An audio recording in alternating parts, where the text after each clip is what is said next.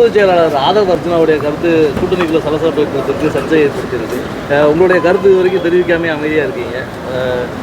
அவருடைய கருத்தை நீங்கள் எப்படி பார்க்குறீங்க? ஆதவ் அர்ஜுனாவுடைய கருத்தை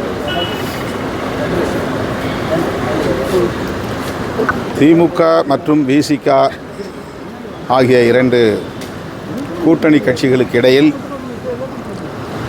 எந்த சலசலப்பும் இல்லை, விரிசலும் இல்லை.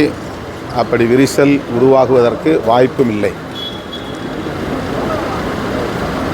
என்னுடைய ஊடக பக்கத்தில் பதிவான ஒரு சின்ன வீடியோ ஆட்சியிலும் பங்கு அதிகாரத்திலும் பங்கு என்ற கருத்தை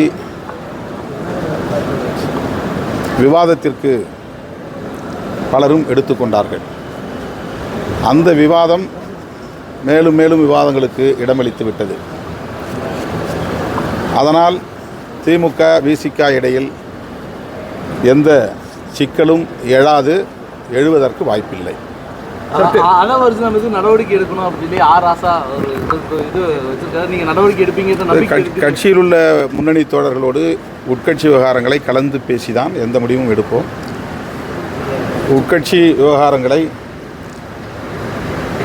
முன்னணி பொறுப்பாளர்கள், பொதுச் செயலாளர்கள், துணை பொதுச் செயலாளர்கள் என உயர்நிலை குழுவில் இடம்பெற்றுள்ள தோழர்களோடு நான் தொலைபேசி வாயிலாக பேசியிருக்கிறேன். மீண்டும் நாங்கள் கலந்து பேசி அது தொடர்பான முடிவுகளை எடுப்போம். திருப்பதி லட்டு விவகாரத்தில் நடிகர் கார்த்திக் மன்னிப்பு கேட்டிருக்காரு.